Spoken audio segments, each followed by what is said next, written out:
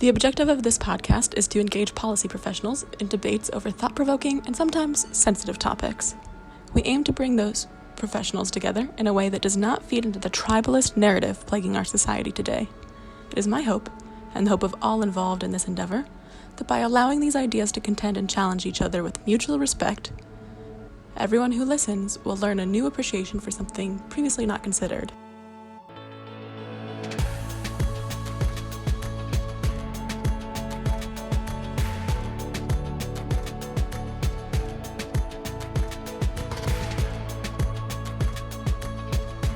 The opinions and views of all guests do not necessarily reflect the views of the Knowledge Problem or of anyone involved in its production.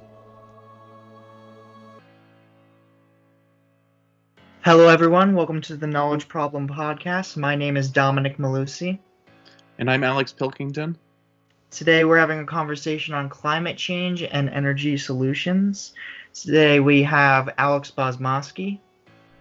Alex Bozmoski is Energy and Enterprise's policy development and educational programmer. Prior to joining Energy and Enterprise, he channeled his entrepreneurial spirit in developing rural energy projects in East Africa and consulting on energy and climate policy for think tanks and a major development bank. He has also worked on several federal and gubernatorial campaigns for Republican candidates. We also have David Roberts. Vox Media's David Roberts is one of the nation's top energy and environmental journalists, and now is also a senior fellow with the Kleinman Center for Energy Policy. We hope you enjoy our conversation today on climate change and energy solutions. David, Alex, thank you so much for joining us. Glad to be here. Yeah, thanks for having us. To get started, why don't we talk about what got you guys both interested in pursuing a career of climate activism? I think I got interested through a confluence of two things. One, a deep sense of alienation from conservative thinkers that I looked up to as a young man, when after studying climate science and policy in college, realized that their belittling of the issue was self-serving or underthought or sometimes nefarious. I felt like I had been let down by people that I really respected, and I thought that a philosophy of a conservative philosophy should be more than equipped to handle such a complicated and enormous challenge, and I wanted to get involved in figuring out how we could do that. And then another thing is that I was doing some research in East Africa before I started a company in Kenya and Tanzania, and I had been working with some of the people that have partnered with Europeans through the European carbon market back in the golden age of something called the Clean Development Mechanism.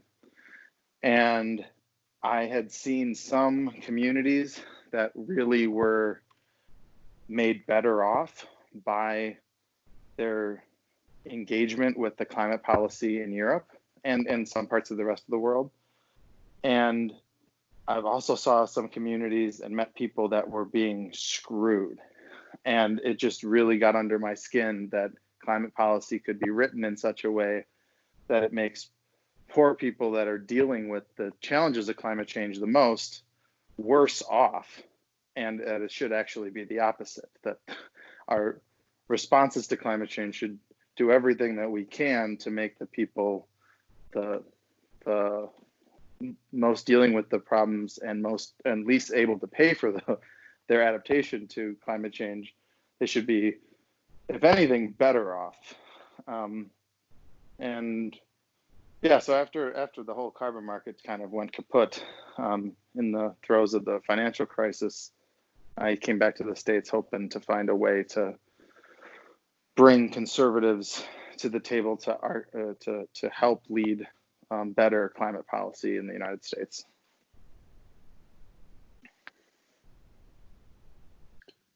I guess I'll jump in. My story doesn't make nearly that much sense.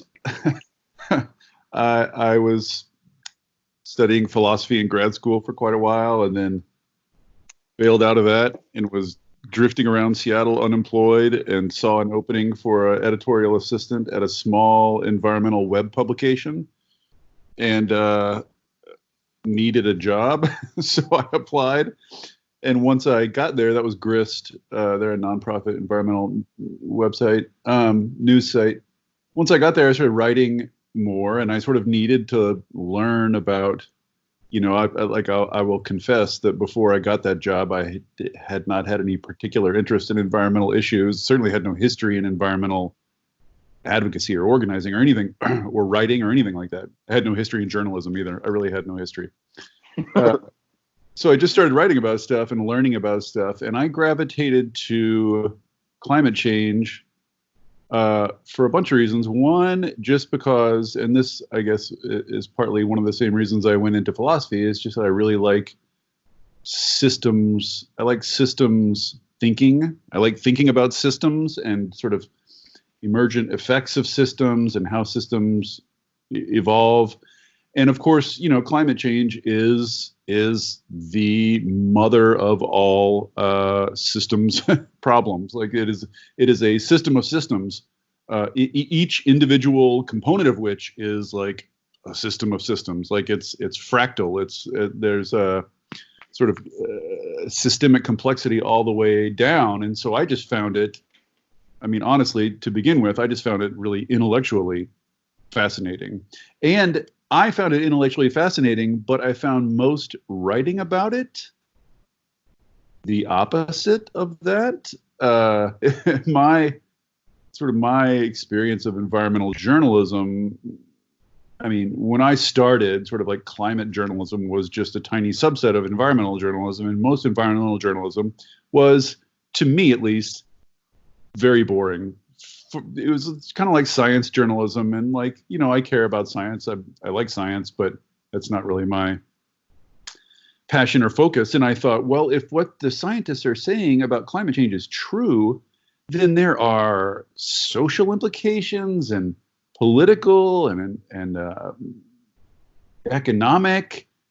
Just psychological, like the stories we tell ourselves, the way we organize ourselves. Like if what our scientists are saying is true, this affects everything, how everything holds together. And the writing we're seeing about it has got this weird, narrow, pinched lens of like climate science.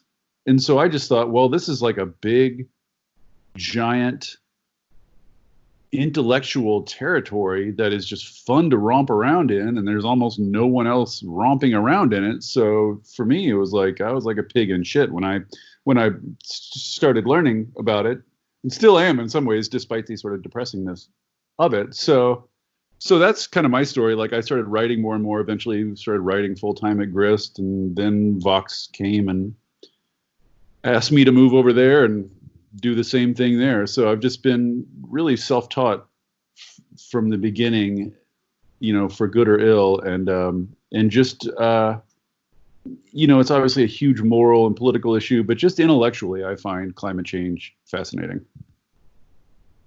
So the next question I want to ask is basically, where do you guys come from politically? What's your political philosophy?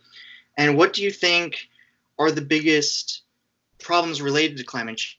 And what do you think climate change is to you related to the science? Because like a lot of us, and for the average listener, they might hear this thing called climate change, and it might be like this all-encompassing thing, right? So I'm not too familiar with the science. So I'd like you guys to help educate me. So first, I want to start off with, where do you guys identify politically? And then what do you think are the biggest problems related to climate change? So I want to start with Alex, if you could start us off with that. I'm conservative. And I think Dave was onto something really important for your listeners, which I'm guessing skew maybe a little libertarian and a little younger on the spectrum. Like there are few issue sets on that we know of, that we're grappling with as a society, as humanity, that are as juicy and complicated and fascinating as climate change. I mean, you can get some of this in like bioethics or AI, but climate change has so many conflicting, overlapping, and deeply complex trade-offs involved in any decision that you can take to reduce risks now in the future, here or there. We're making decisions under conditions of uncertainty that are spread across time and space, and in a not a black and white way. Those decisions don't yield, knowable results. We have to grapple with, I forget the Rumsfeld quote, known knowns, known unknowns, and unknown unknowns, but we have these probability distributions of different impacts in different places and at different times with different emission scenarios. And you're trying to kind of optimize the benefits, but it's really hard to do it because there's not just one thing that you're trying to optimize for.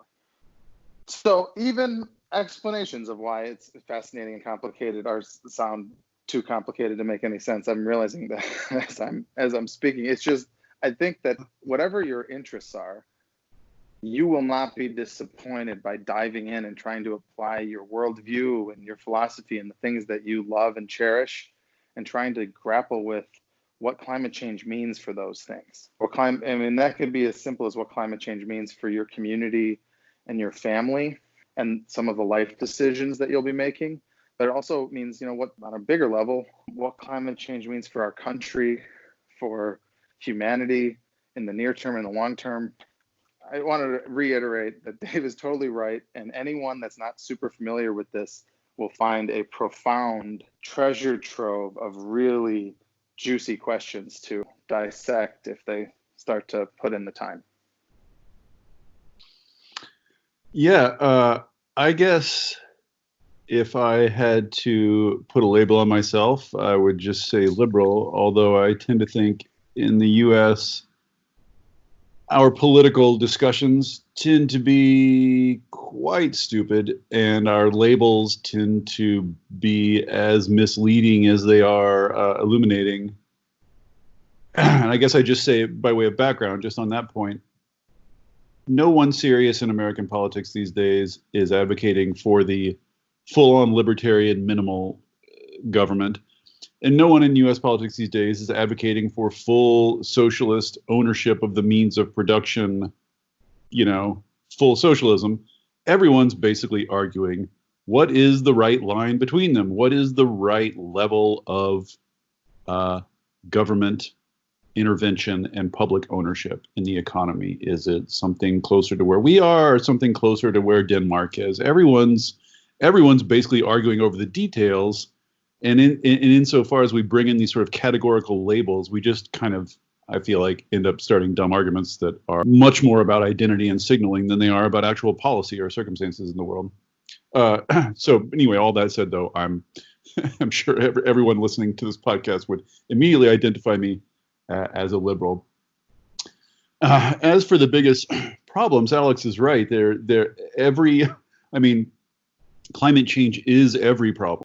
You can go from the micro, like a couple of weeks ago, I just spent several days just diving way deep into mass timber, which is this new building material that you can substitute for concrete and steel, made of like compressed wood that is more sustainable than concrete and steel.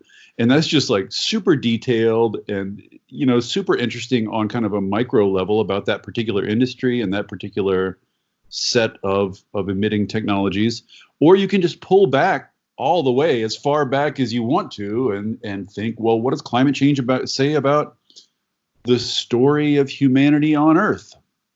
I think we all in America have this background story in our heads of like human beings steadily becoming more complex, steadily solving their problems, steadily becoming more moral and more technologically sophisticated on this kind of linear rise. But maybe the story is, human GDP didn't budge for centuries. Then we found fossil fuels. Then it spiked way up. And next it's going to collapse back down and not budge again for more centuries. Like maybe the story of humanity is just the story of a lucky discovery that gave us like years of basically unearned energy. Maybe not. I don't know. But like the point is, climate change is on sort of every level you can find a complex climate problem to dig in. But just to sort of frame the debate going ahead, because I know we want to get to this eventually, which is about kind of conservatism's ability to deal with climate change.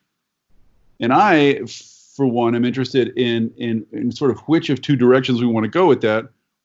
One is the current Republican Party, which I personally don't think is conservative in any reasonable definition of that term, is the current sort of demographic and social and media and business coalition that is called the conservative movement in the United States capable of what's needed to address climate change.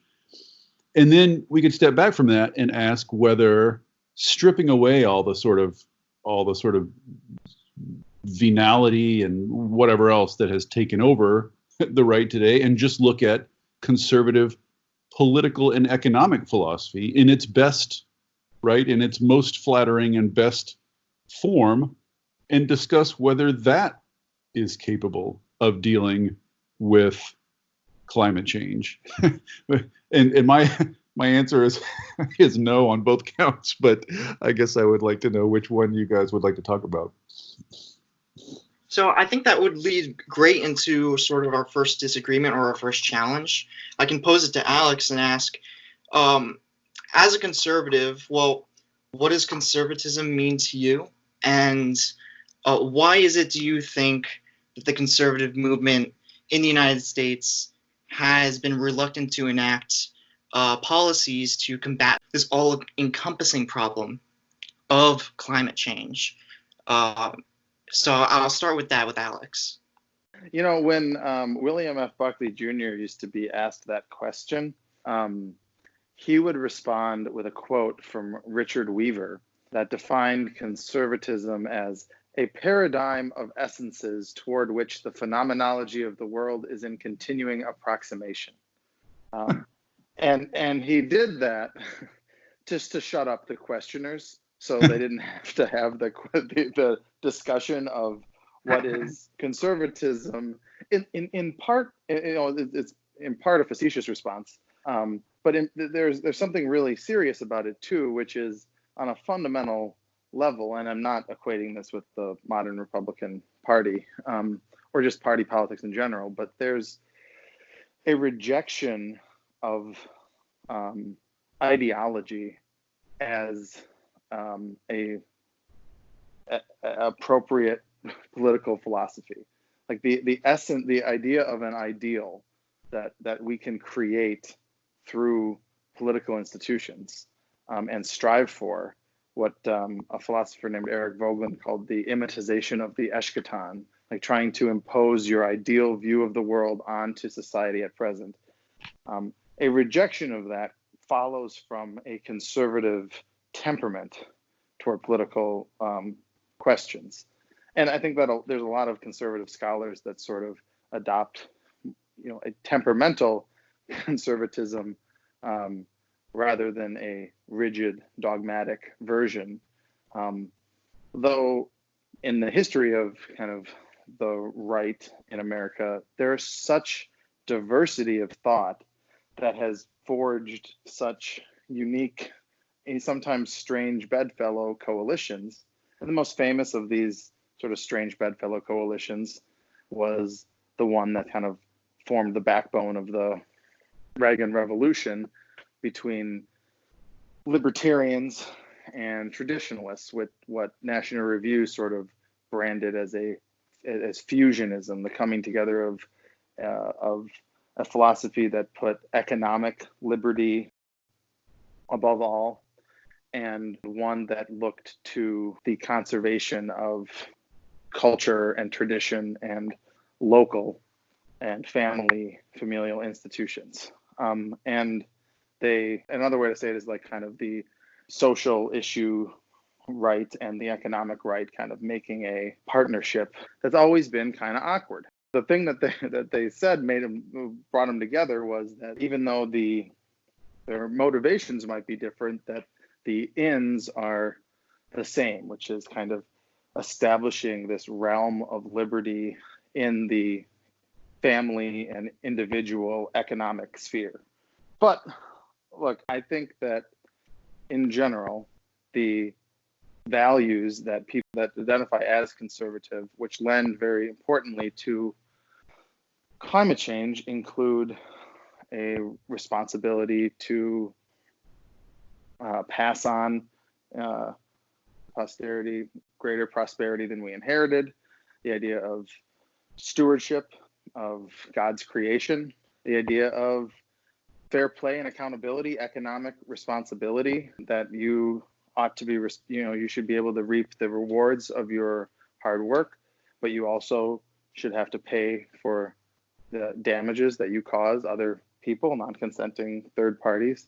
I mean, there's a lot of important principles, I think, that undergird most of conservatism, or at least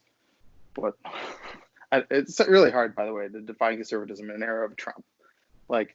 And honestly, I'm going to take this a little towards climate change, and I'll try to wrap it up. But we have to be reassessing this question as the world changes around us and beneath our feet.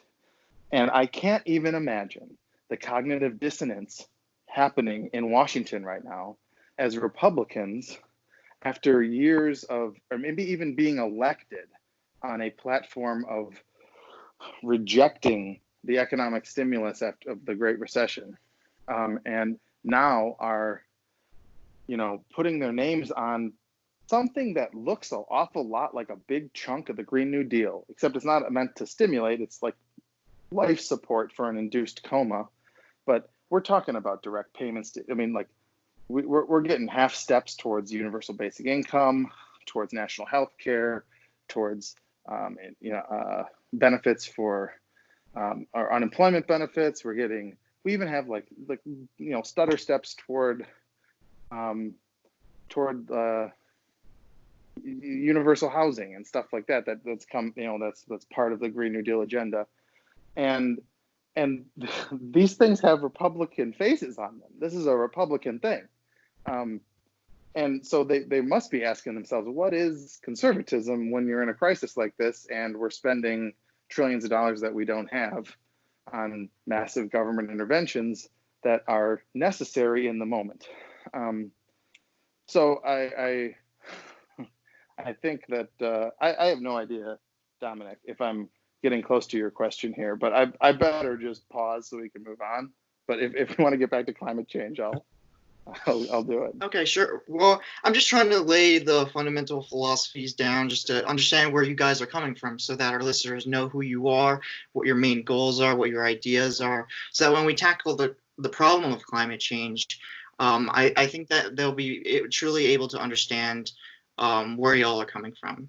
So I guess, to get into climate change directly, let's start with David. What do you think is the most, are there any ideas floating around, like the Green New Deal, that like Alexandria Ocasio-Cortez or Bernie Sanders supports?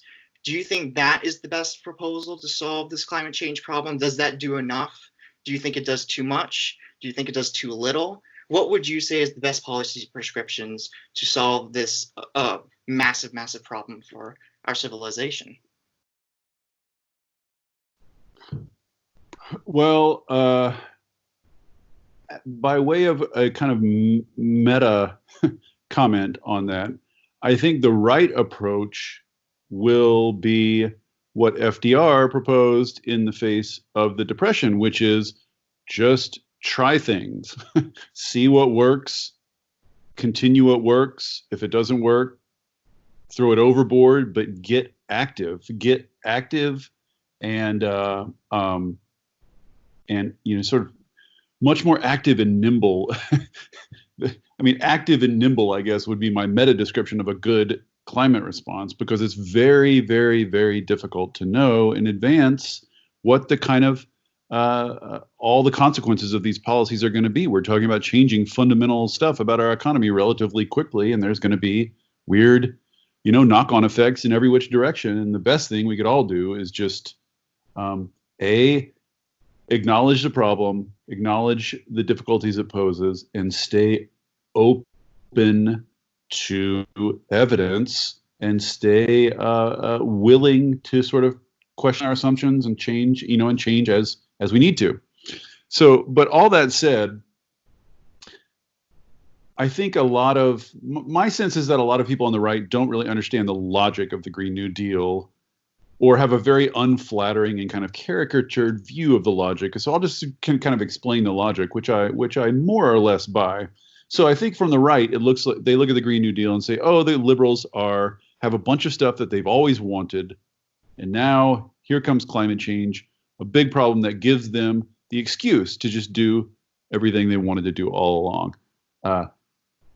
There's not no truth to that, but there's more to it than that. And the reason the left has wanted to do those things all along is because the left has always wanted to protect workers and ordinary people from the shocks and swings of fate. That's natural disasters, and that's also the sort of like cyclical swings of capitalism. And all climate change is just a big old swing of fate, a big old exogenous threat that's going to disrupt people's lives, and so they need that much more protection. So, like, of course, the same tools are come to mind. So, the logic of the Green New Deal, from a sympathetic point of view, from the left, is roughly as follows: to get to net zero emissions as fast as the IPCC says we need to, which is by mid-century, getting to net zero by mid-century in the US, that is going to require just an enormous upheaval, technological and business upheaval of industries, as there's these massive, really fast transitions to new technologies.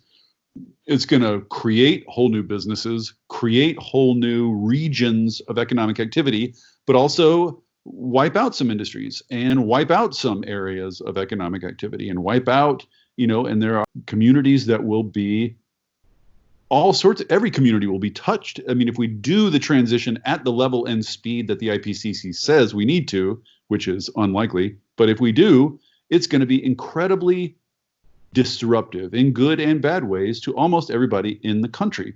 And right now, the left looks around the country and sees workers that are just struggling with precarity. They don't have reliable health care. Their benefits are tied, their health care is tied to employment. Their 401k is tied to employment. They don't have any retirement savings. They're all in debt. They're all, the condition of the American worker these days is to be one kind of twist of fate away from ruin, from bankruptcy and disaster. And in a situation like that, in a situation of precarity and uncertainty and stress, people tend to cling to what they have and don't want to change.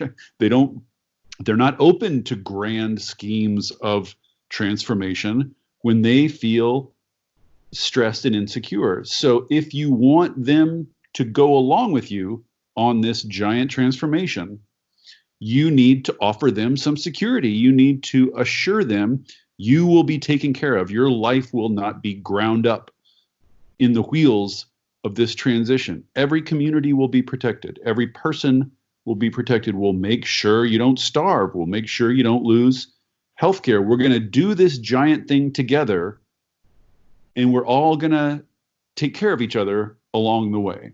So that means That's why the Green New Deal gets beyond sort of like the strict barriers of green or climate policy and gets into social policy. They realize this is more than technological transformation. It's an economic transformation, a social transformation, and people aren't going to do that unless they feel safe and unless they feel like we're all in it together. And that is the point of the Green New Deal: is come with us on this grand transformation, secure in the knowledge that you're not risking your life and livelihood by supporting it, right? So that's why the focus on creating jobs, the focus on guaranteeing jobs, the focus on universal health care. I don't think any of the Green New Deal backers ever really thought that we're going to get all these fundamental policies passed in one giant grand package. It was more about a vision of, let's make each other safer and more secure as we head into these stormy seas.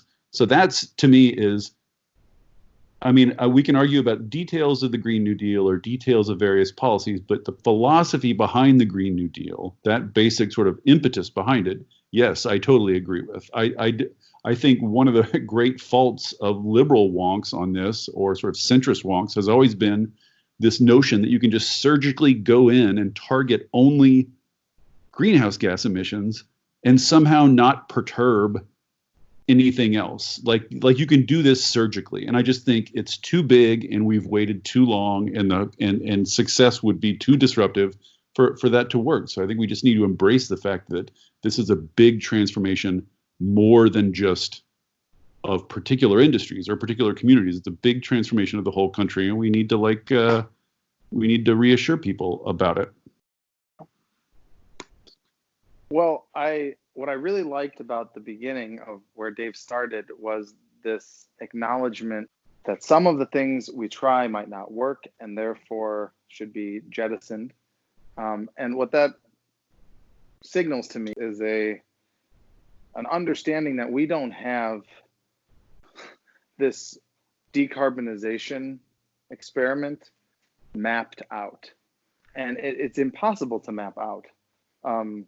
In terms of economic, social, political, cultural implications that spread across all the countries in the world in extraordinary rippling effects and over time. And we have not the crystal balls capable of telling us what that looks like. And so there's two underlying assumptions that I would just take issue with. One is this binary view of these, they're not arbitrary goals set by the IPCC or governments, but they are certainly not binary goals. It's not like we don't hit this number, if we don't get to net zero by 2050, we're all screwed. If we do, we're fine. And it's also not true to say that science is what tells us that, or science certainly informs what these numbers are, but what governs where these goals end up is the ethical variables that we use to calculate the trade-offs of where we set goals, how much it's going to cost, and who it's going to cost to set a more aggressive goal, and the immediate economic benefit of setting a less aggressive goal compared to the long-term costs. Obviously, the most aggressive climate policy that we could possibly have is to completely ban all fossil fuels across the world tomorrow, and millions and millions of people would immediately die. And no one would say that's a good climate policy, even though it would have climate benefits on one extreme. And as you change the distribution of your decarbonization action, you change what the cost profile looks like. So I just think that borrowing urgency from climate change to justify tying it all together into a kind of a vision of, or into a policy package that is meant to achieve systematic revolution in all spheres of America, of life on Earth, is a little bit more aggressive than our our abilities to foresee the future would, allow us to do. But what I can agree with, and kind of what Dave is saying here, is that the Green New Deal is more of a, I think this is what you're saying. I don't want to put words in your mouth. It's more of a philosophy than like a legislative policy package. This is a way of looking at how all of these issues could be packaged in a vision for the future, where climate action complements industrial policy and social policy and healthcare policy, et cetera. And I totally believe that a lot of people that are hawking the Green New Deal have genuine feelings that these are importantly intertwined issues. But I would say that when we're looking for the most efficient methods of reducing emissions, we do need a complementary set of lots of policy measures, and it's true that some of them will work better than others, and that some will probably need to be changed over time. And as everything evolves, we're gonna find out things that we need and things that we don't need. But what's most important is, or I think maybe what I'll say is that there's a competing philosophy for climate mitigation, which doesn't require a whole of society view of or projecting a whole of society transformation to mitigate climate change, is to really focus on the discrete challenge of hunting for emissions reductions, which is what Dave was kind of distinguishing the Green New Deal from. And I think that can be the way we go about doing that. Kind of it depends on what sort of, where the emissions that we're hunting for live. So there are policy instruments that very efficiently can cause the mass adoption of existing, demonstrated, deployed, and available technologies. And a transparent carbon tax is, or other transparent and predictably rising prices on carbon are the most efficient way to cause the mass adoption of existing technologies. And then to develop new technology requires a more surgical approach and more government involvement earlier in the technology development cycle. And so those two things kind of go together. And right now, Republicans are mostly living over on the innovation side of that, on the developing new technologies. That's kind of their entry point to climate change. What kind of, I think, unifies an approach to a more targeted approach is, and if Dave's not on mute, I might hear him gag when I say this, but is this concept of, is just true free enterprise. And we don't have anything close to a free energy market, for example, right now. The government has thumbs on the scale on both sides, and there's a lot of competition for political patronage from the fossil fuel sector and from renewables. And that takes the heat off of the competition for customers. And that's super inefficient. The biggest subsidy that oil and gas companies get, or fossil fuel companies get, is this subsidy for free and unlimited greenhouse gas pollution.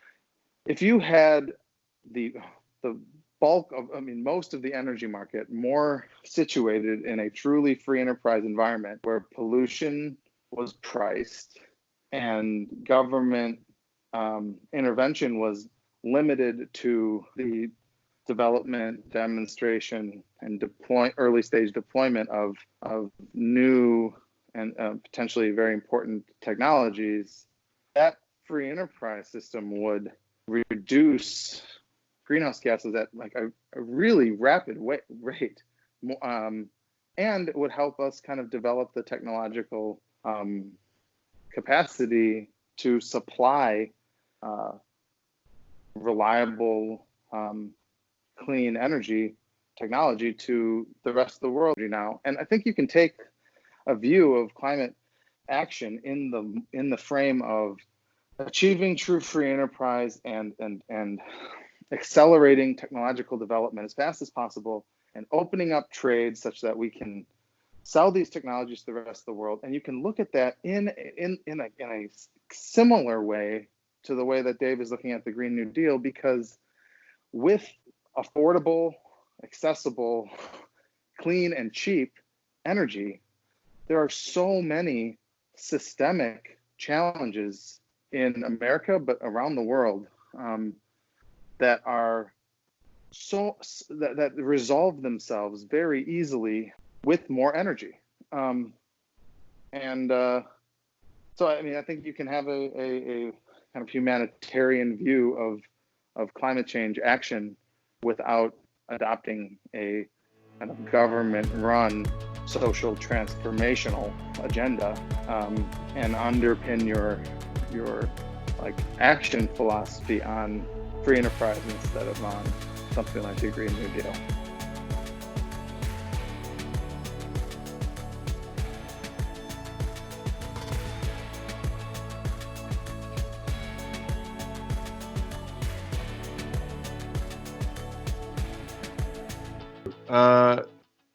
No gagging.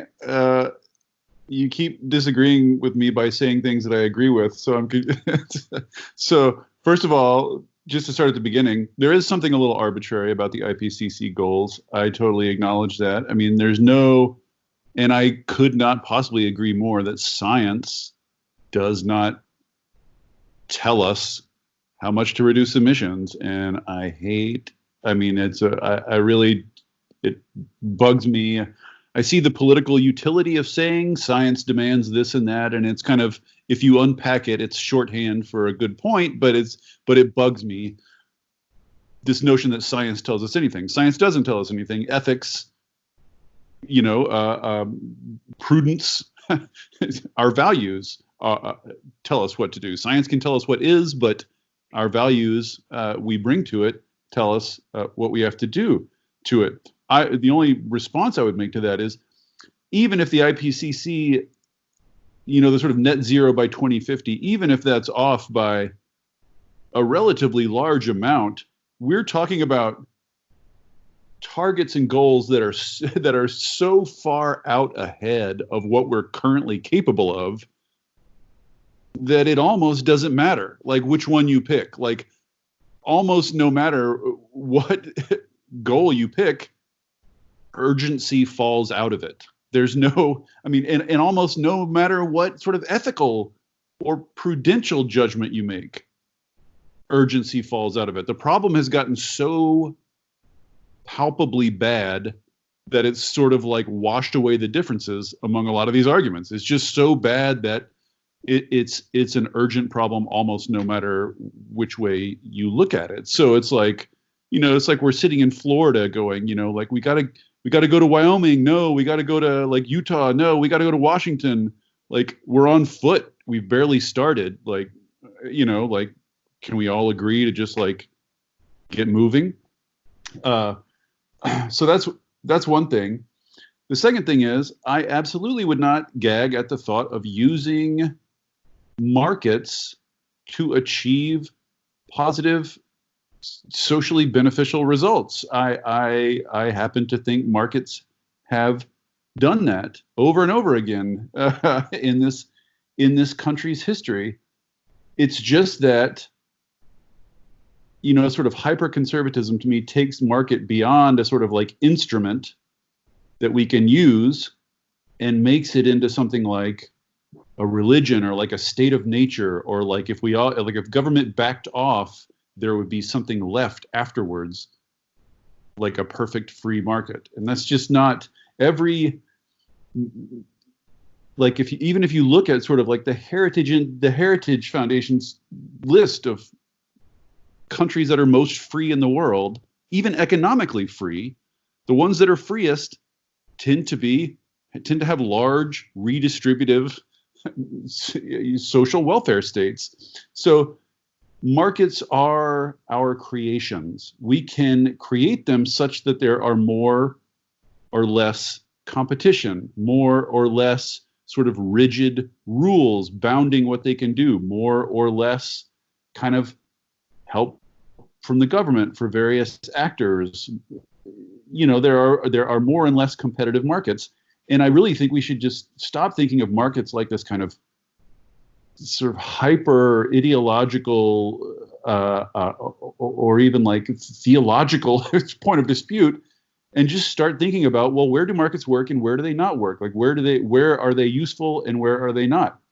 And like Alex identifies one, there's, we have an electricity system in this country that is like the most Soviet sector of our economy. It's an absolute Rube Goldberg mechanism of like overlapping jurisdictions and overlapping rules and contradictory rules and just rules that have built up over time like cruft and work against each other, and just it's a mess. And there are some areas, like I think in particular the spread of, the reason the electricity system started out as a monopoly is because it was all the units involved were so big. You need big transmission lines, big power plants, et cetera, et cetera. But now with the evolution of energy toward more distributed and small scale, and not so focused on just generation, but also now focused on storage and intelligent management and timing, and just sort of the whole electricity world is becoming so much more sophisticated.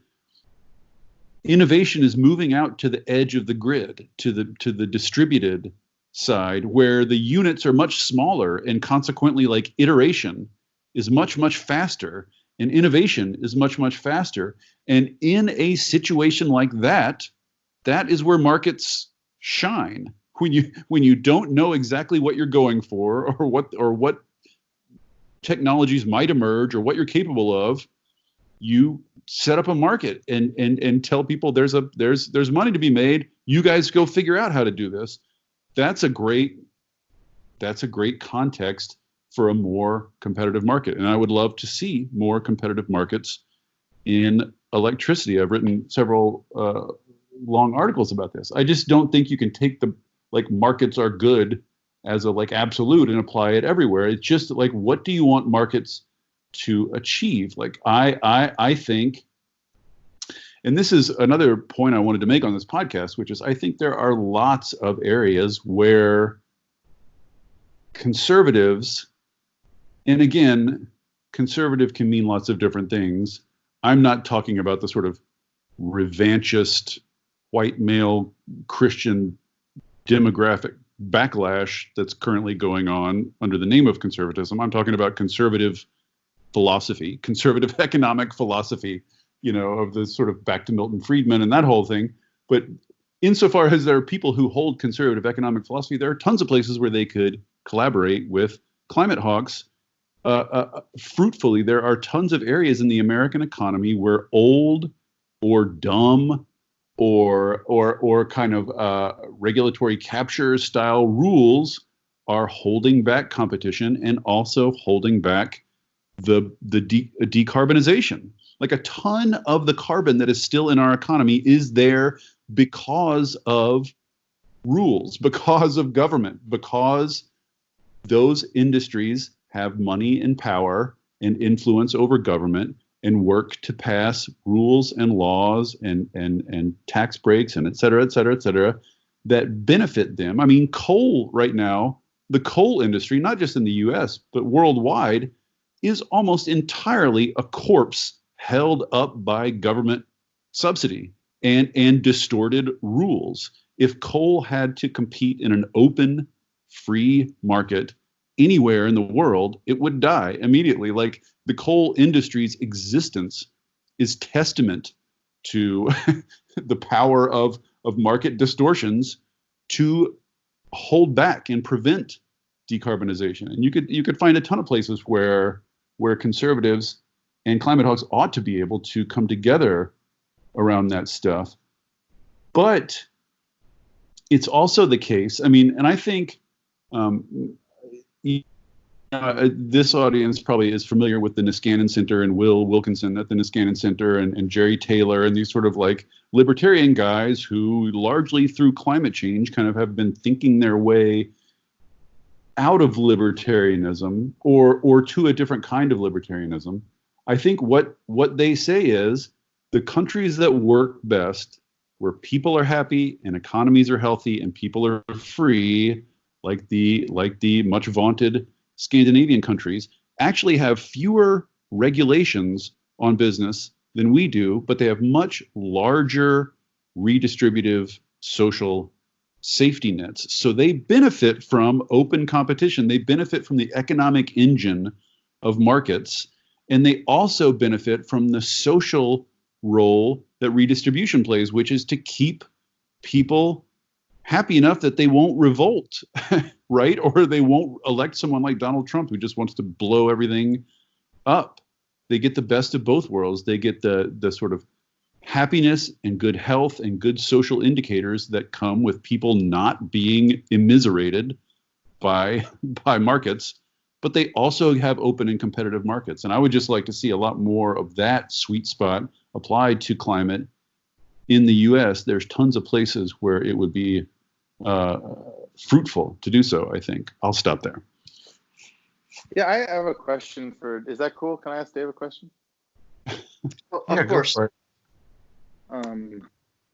right. Well, now it's just changed into like 7 questions. I'm just kidding. Firstly, our street and Friends of the Earth do this report called Green Scissors, which I think is kind of right in that sweet spot. I was trying to think of that. He's talking about that, which is really cool. I mean, and Friends of the Earth is a pretty darn lefty environmental group. I mean, they're like anti-market mechanisms, anti-nuclear. I mean, but they still can come together with a really credible conservative libertarian think tank and identify all these places where there's government failure. It's in like government action is responsible for the perverse incentives leading to these perverse outcomes.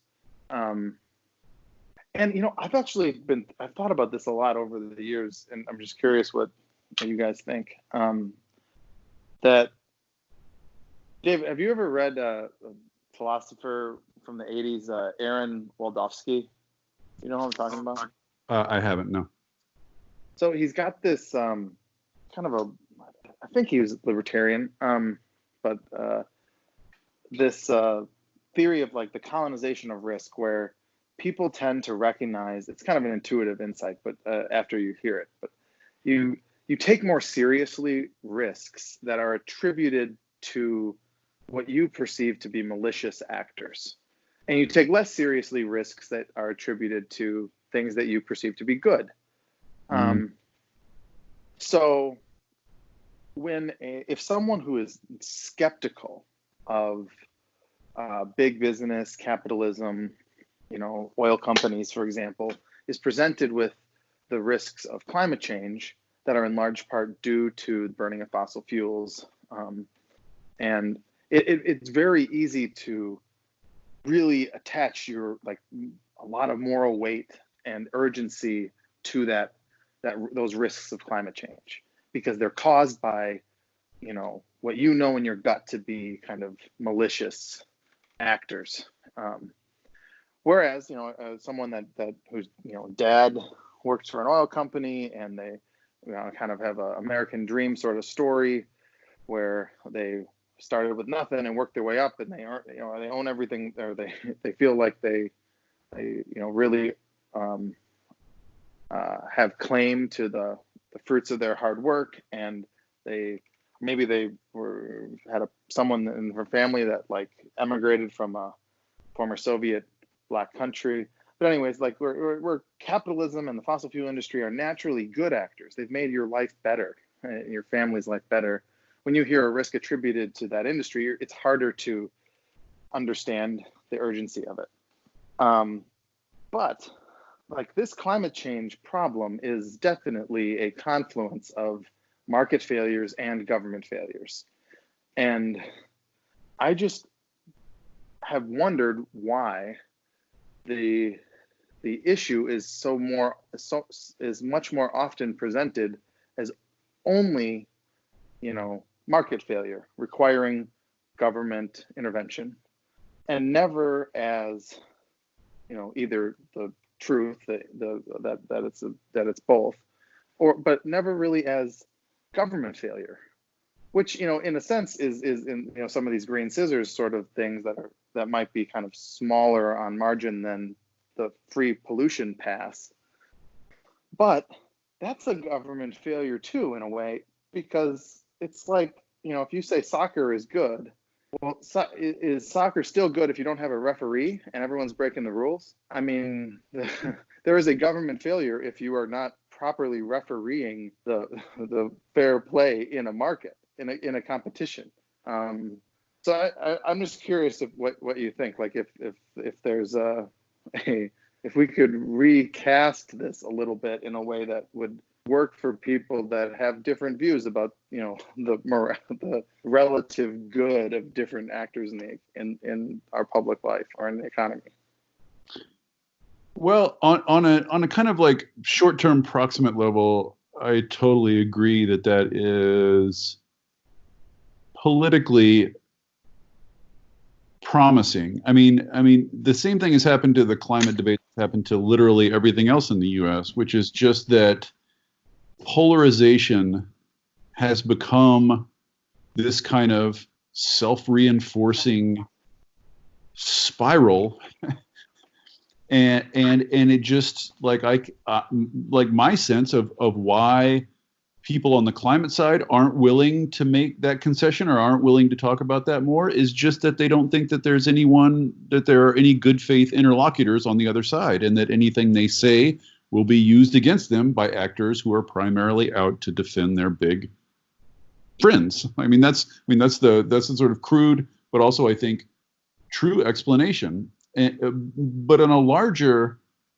point, I would like to see people who love markets and think they've done lots of good, which, by the way, again, I include myself in, is just to see that the virtue of markets is not some like quality granted by God. It's a practical thing, and there's a practical explanation for it, namely that in circumstances of uncertainty and complexity, that distributed decision making is likely to come to a better equilibrium than any centralized decision making. I mean, that's the basic philosophical insight behind capitalism, and also behind, incidentally, democracy. Like, the idea is just that distributed decision making works better because people on the ground will have a better, more immediate sense of their own interests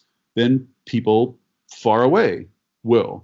And I think there's a lot of truth to that. And I think the sort of like success of markets is testament to that. But if you take that seriously, you have to realize that human beings have certain cognitive and emotional limitations. They can see their own interests in the immediate sort of right around them proximal sense, but they are often not that great at assessing their own long-term interests, and they're often very not good at assessing sort of collective long-term interests, and they're just notoriously bad at assessing interests beyond the sort of time frame that is relevant for a normal human being in their normal life, whatever, 10 years ahead, 20 years ahead.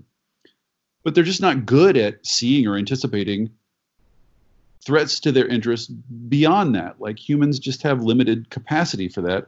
And but the problem is, lots of modern, because we live in this sort of globalized world, there are lots of problems that are slow moving and incremental and kind of invisible and kind of work on this time scale that is designed to escape human attention.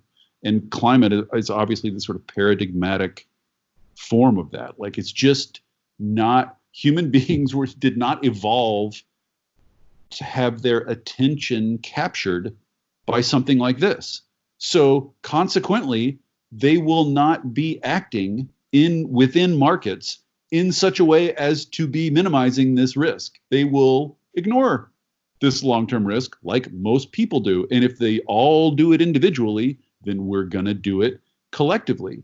So this is sort of like, to me, like the obvious test case of we need an institution designed to look ahead and to think about these systemic long-term risks, to step in and put certain barriers or guide rails around the market to nudge it in a particular direction, because otherwise it won't go in that direction on its own, because it's the market, just like the individuals composing markets, are not looking 40, 50, 60, 100, 200 years ahead. You need government for that. Like, that's what government is for. I'll stop rambling there, Alex. When we think of conservatism, historically, Richard Nixon helped establish the EPA, but since then, conservative thought leaders have sort of shifted into climate change denialism. What level of damage has been done because of that? And do you think that climate change deniers will eventually come to see the light that climate change is something that they have to address? Or do you think that a lot of them are a lost cause? You guys are asking good questions. I'll just say that they're all they're overwhelmingly good questions because they're so loaded. Last couple of weeks ago at CPAC, I debated Will Happer, and I mean, like, it was Trump's National Security Council advisor on energy, founded, some of these hoaxer think tanks that preceded what he currently runs at the CO2 Coalition, and he's there saying that glaciers have been melting since time immemorial, and that CO2 is good for people, and he's given numbers about how much we breathe out. And this guy has he is a tenured professor at Princeton, emeritus, and I just found myself not really it's impossible to argue with this. So what I decided to do was just point out that nothing that had been uttered was in any way what anyone in science considers to be science, and there was no science actually. The poster for the event said, like, come and learn the science, but like, this isn't how you do science. You don't write a paper, put it on the CO2 Coalition's website, and then do a lecture on PragerU, and voila, it's the same thing as a guy going to the American Geophysical Union, publishing papers, do it through peer review, actually doing research. I mean, there is, but there's a constituency for it. I mean, so there's just folks that are gonna make a living doing this for a while, and but really, what matters is their constituency, which currently is isolated in a very small portion of the base of the Republican Party, which is why it's important to go to CPAC and to find folks that will break from that that cluster of kind of that still remains of folks intransigent to acknowledge climate risks, or that are indulging in these kind of these conspiracies about the net benefits of climate pollution. Anyways, they've done, I mean, to your question, almost incalculable damage. But I will say that they have like moments where their stock is up, and moments when the stock is down. And it's important that we capitalize on the times when the stock is down, because the Republican Party, for example, has not, for the vast majority of the modern history of the Republican Party, has not been captured by these kind of extreme elements. In 2008, there was a Republican Party platform that included cap and trade.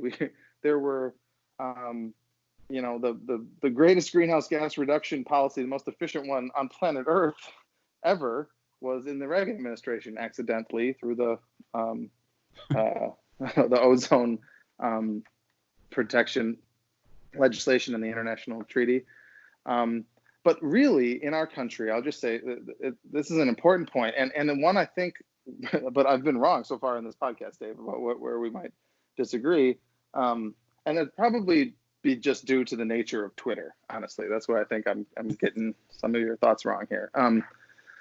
But it's the last time we had major landmark environmental law in America was 30 years ago, in the H.W. Bush administration.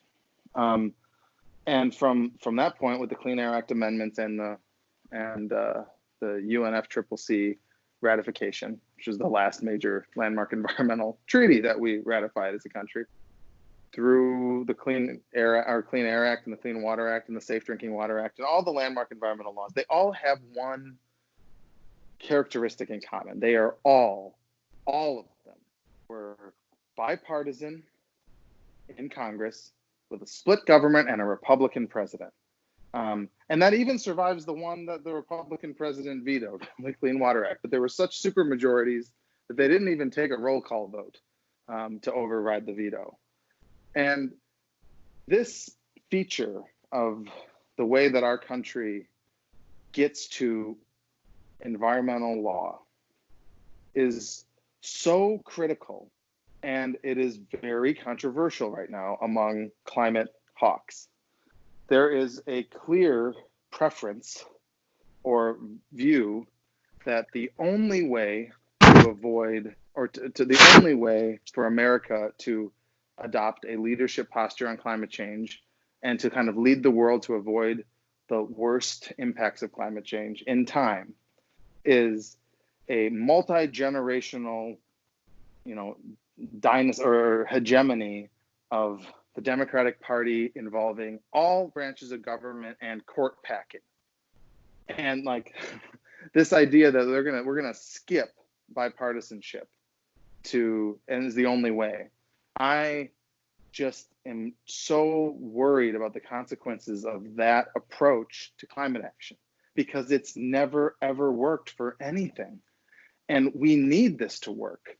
And so as much as the other party, whatever it is, if you're a Republican or a Democrat, as much as the other party pisses you off, and as much as their historical sins as you see them are unforgivable, we absolutely, unequivocally must understand that it is through a bipartisan compromise, or a series of many bipartisan compromises, that we will take any, not to mention sufficient, action to lead on climate change.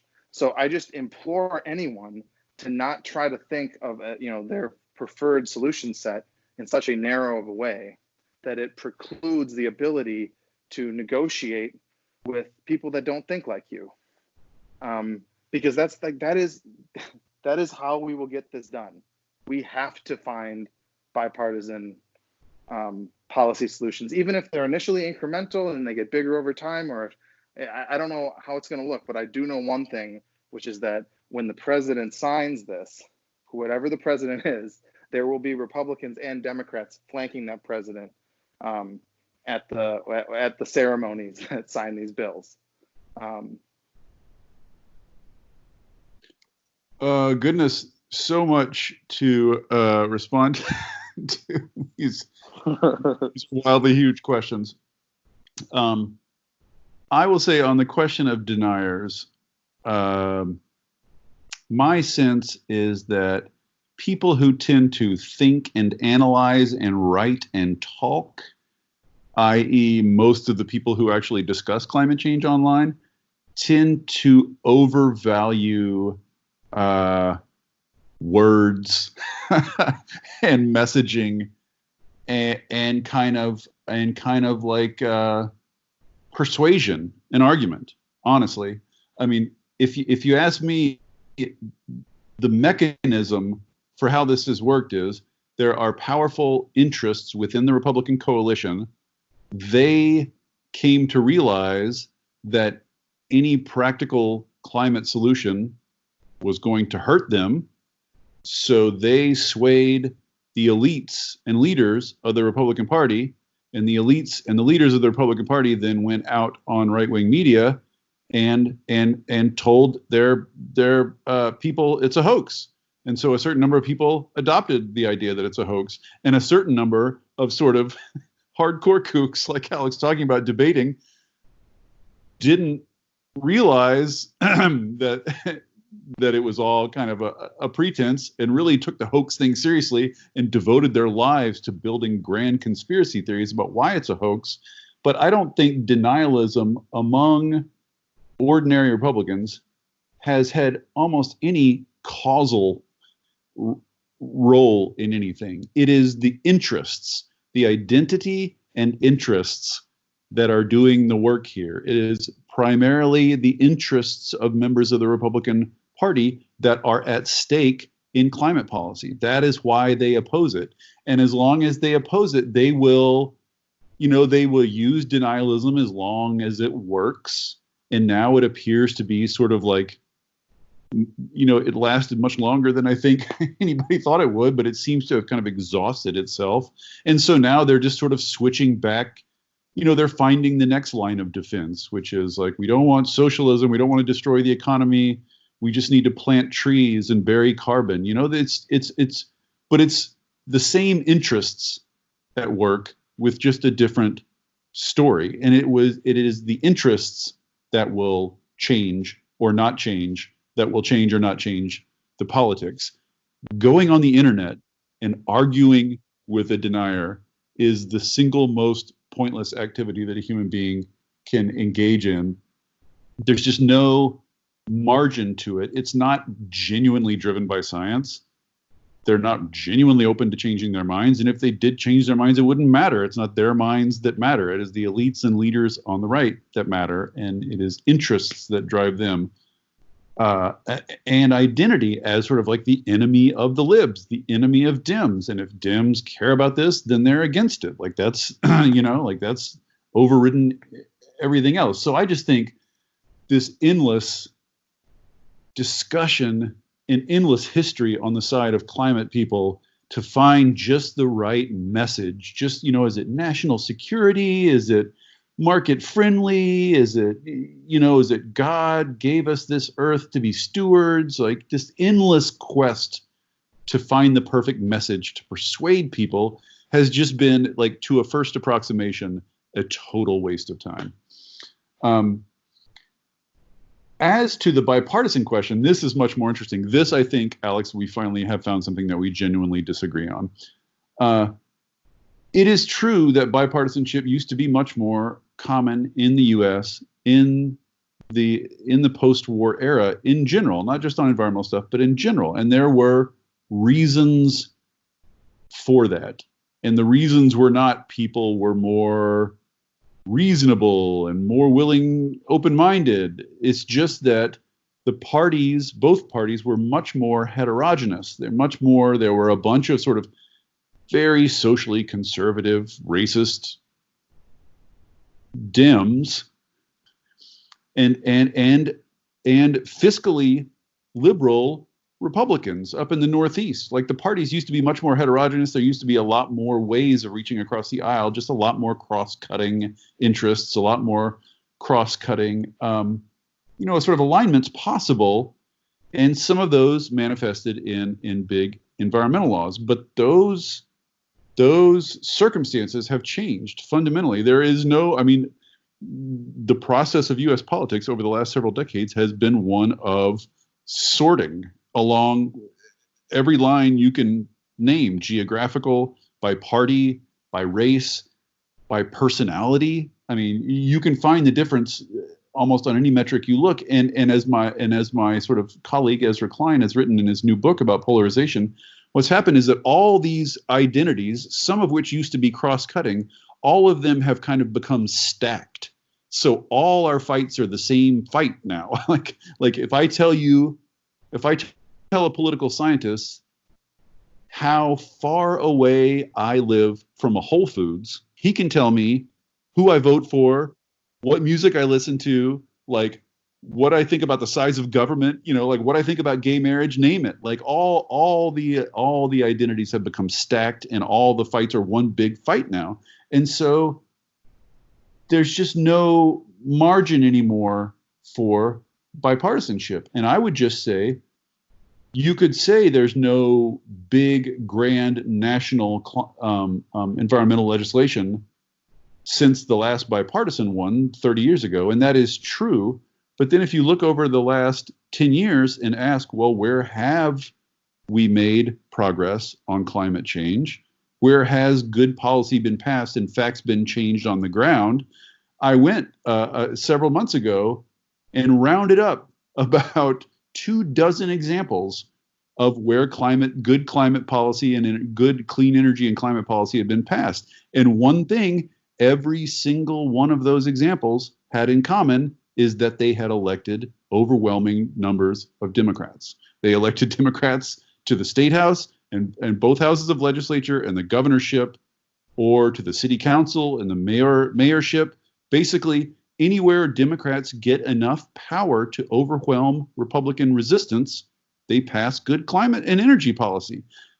As just a matter of fact, whatever your political preference about it, or whether you think it's a good or a bad thing, just as a matter of descriptive fact, good climate and clean energy policy get passed where and when Democrats have overwhelming power. I wish it were more bipartisan. I wish there were more cross-cutting identities. I wish there were more complexity and like something interesting. I wish political reality had not become so black and white, but like just because we aesthetically and philosophically prefer nuance and prefer subtlety and whatever else, we can't project that onto the world. The U.S. political world has become very binary. And so there's just not, like, Democrats would love to do bipartisan things. I mean, Obama begged John Boehner, begged him for help on stimulus, on every single bill, offered him thing after thing after thing. Boehner, who loved making deals, would be like, yeah, chummy, yeah. And then he would go to his caucus, which has become populated with sort of ideologically hardline Fox viewing nutballs, and they would say no. And he would come back and say no. So Democrats didn't stop doing bipartisan policy because they abandoned it. Republicans won't do it. Mitch McConnell said before Obama entered the White House, the best way for us to defeat this guy is to block everything he tries to do, because if nothing happens, voters will blame him. And to his credit, and I don't often give Mitch McConnell credit, but he was absolutely right about that. Like, he's absolutely right that politics has become a zero-sum game. And Republicans know that, and they will not cooperate with Dems on anything. So what else are people who are exercised about the climate problem supposed to do? Right now, just about the only thing they can do to make change is go to their city or state level and elect overwhelming majorities of Democrats. That's the only thing that currently seems to work. If Republicans become open to bipartisan cooperation on climate change at any point, anything beyond like, we'll plant some trees, like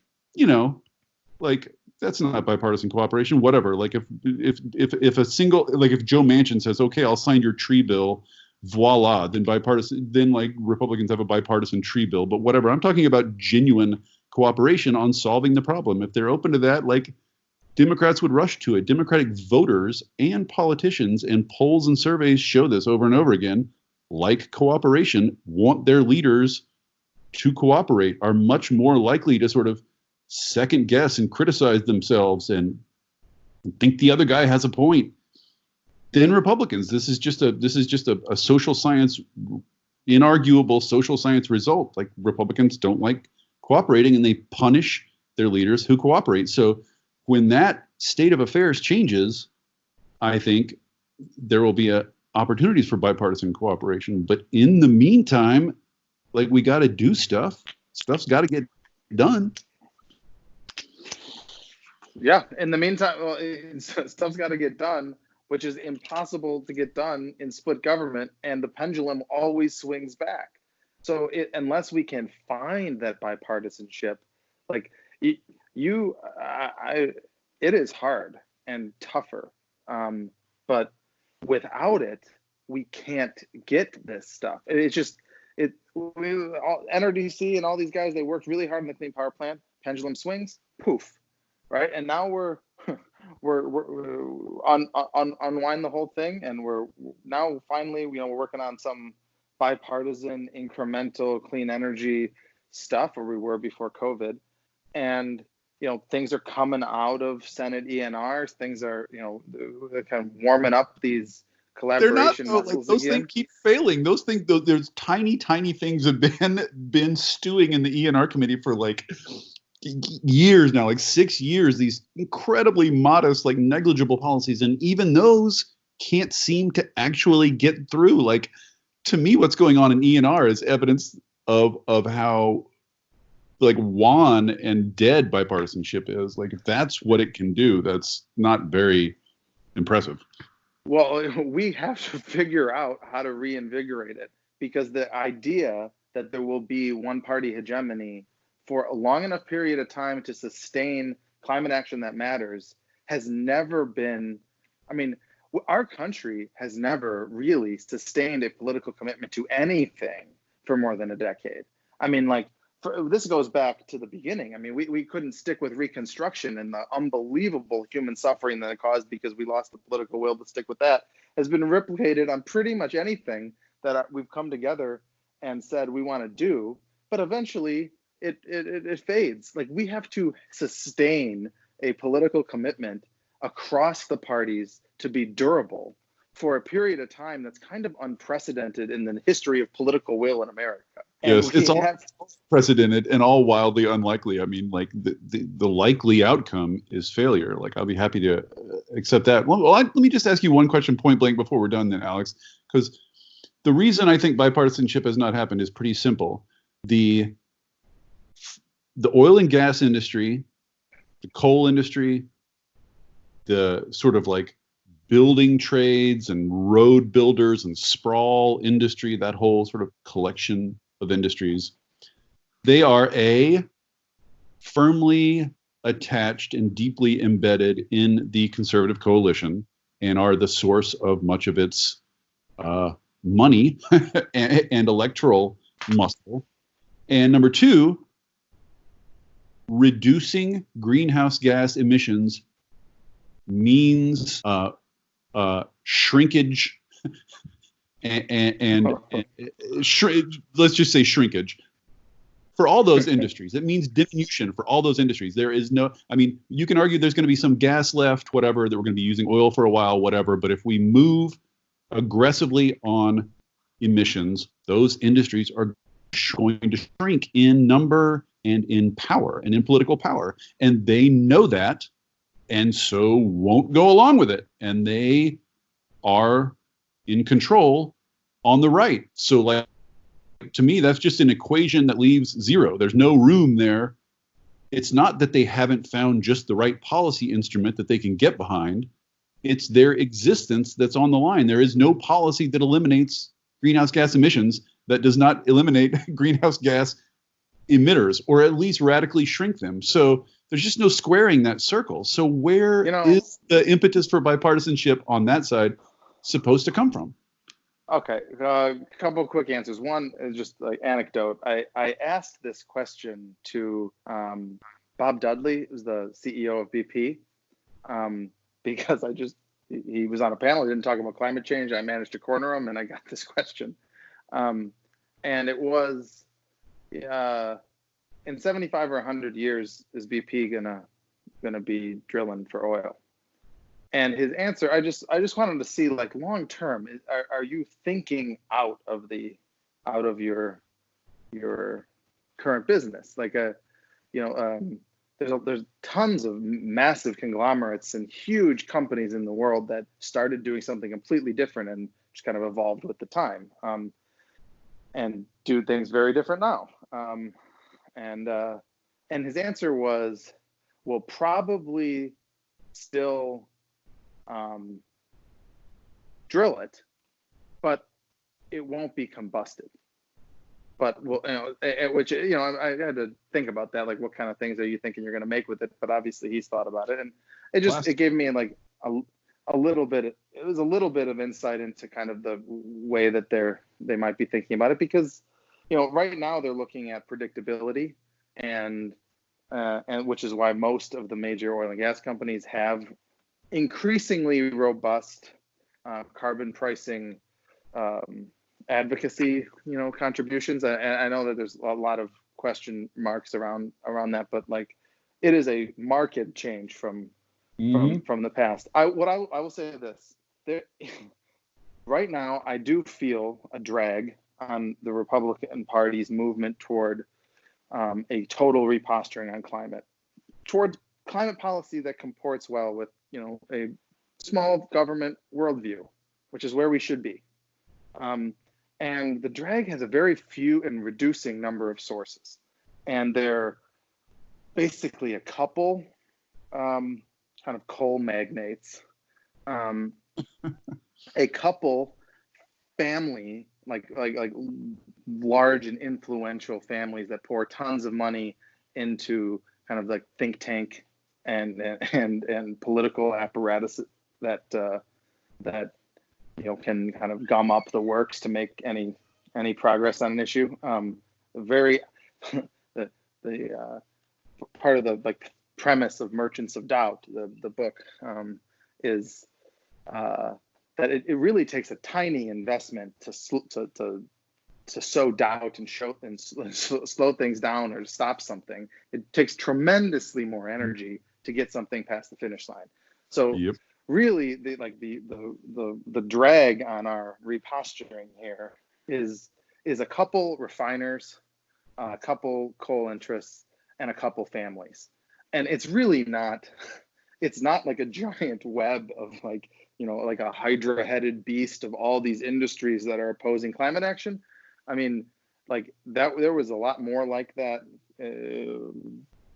decades ago, but it's been reduced to a much more manageable number of actors. It is infuriating that such a small number of actors can gum up the works so effectively, and I'm very anxious to overcome those obstacles. But we, even with more drag than we have right now, 10 years ago, we had bipartisan Republican, coalitions with Republicans working on climate bills. I mean, and I need to get in this jab because you made it sound, Dave, like Obama was really doing everything he could to get climate policy passed, and it's just, there are some Republican senators that would very much take issue with that after months of painstaking,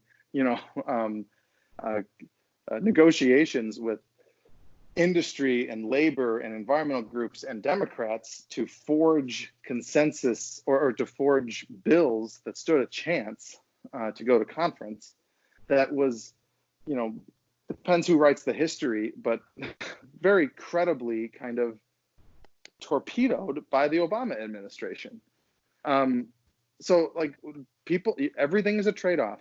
And when the Obama administration, just like everyone else, makes trade-offs, and climate policy was on the cutting room floor to give priority to other things. And I mean, we're only 10 years removed from robust bipartisan like tries at climate change. So it seems kind of ridiculous to say that like our better shot is with this completely historically unprecedented unipolar America with dominance of one particular party. I mean, do you think that party's not going to split if you really get that kind of dominance? And ignoring like all historical precedent and the fact that we're not that far removed from having more obstacles and some decent progress toward major legislation. So I retain a sense of optimism that we have demographic tailwinds, we have industrial tailwinds, we have economic and political tailwinds that are all getting us closer to being able to come together on climate change. And I just have to believe that we are capable of this as a country, of governing ourselves and getting to something that we do together that is big. I have to believe that, Dave, or it's too depressing otherwise. Conservatives in every other major developed democracy in the world seem to have worked their way around to accepting this problem and the need for substantial action. So there is productive debate happening in other countries and productive bipartisanship happening in other countries on this issue. So I would just say that if you're looking around for the unique culprit for why there's none here, it is the unusual and extreme nature of our conservative movement and our conservative party. Like absolutely, if the Dems completely took over, eventually there would be a split, and eventually we would get what other countries have, which is a sort of center-left party and a center-right party, each of which with their own fringe. Instead, we've got a center-left party and a Republican Party that's become almost completely just sort of revanchist, nationalist cry of fury against demographic realities. If the Republican Party can get past that or through that somehow, or reconstitute itself somehow, I think it will find willing partners to fight this problem. So, gentlemen, this is freaking long. Any listeners that have made it to this point, God bless you. You are very amazing people. Really. Luckily, everyone's stuck at home. So, I mean, what else are they going to do? I think it's time we move on to final thoughts. David or Alex, whoever wants to go first, I'll let you guys make the decision. Alex, you go. Yeah, okay. I'll sum it up because my daughter has been cooped up in her bedroom with my wife, and I can hear her yelling, "Daddy!" She's like, "Get off the damn phone." But you know what I'll say? I'll just say this: this is the first time I've talked to Dave. I think we have different worldviews, but we share this kind of common enemy in climate change, and it's really important to both of our careers and our purposes. And it is a lot easier to find the common ground, to get to have conversations that are productive and you learn something in this format where I got to listen to you. Than in the more common formats that we're used to interacting, like Twitter. So my final thought is climate change is super important. We got to get bipartisanship. It's super juicy and worth your time if you can invest in learning about why it's important to you and what you have to contribute to it. And that spend time talking to people and reading their long form writing and before making or generating your impressions based on social media, because they're just compared to having a conversation, Twitter sucks. That's my final thought. This, I feel like, is an area of bipartisan agreement that we can embrace. Twitter sucks. Don't ever draw any conclusions about anything based on Twitter. I guess I would just say, by way of conclusion, because perhaps I'm speaking to a slightly more conservative audience than I usually speak to, I would just say that, laying aside all the other questions of U.S. politics, who's to blame for what, who's trying to do what, who wants what, just on the just on the subject of climate change, if you just narrow into climate change, I think it is pretty clear from the evidence and from ongoing circumstances that the Republican Party is the primary impediment to good climate policy in the U.S. We can, there's arguments to be had about what shape that policy ought to take, et cetera, et cetera, et cetera. But right now, the Republican Party is just almost totally intransigent about it, kind of a little bit starting to poke its head out of its bunker and make tiny little steps. I mean, this sort of hilarious climate package that like Matt Gaetz and Marco Rubio are trying to put forward, which is like, what is every climate policy we can think of that won't disturb any fossil fuel company? Wait a minute, trees. But I'll just say, if you are a conservative who, unlike most conservatives, recognizes the scale and severity of this problem and wants to do something about it, you need to think about reforming and changing the Republican Party on this question. I wouldn't necessarily even say that about every issue, down the line. And not like there are other issues and other problems in American politics where the blame is much more widely spread or even concentrated on the left. And we could talk about those some other time. But on this issue, it is the current constitution of the Republican Party that is the problem. And people who, like, I can't change the Republican Party.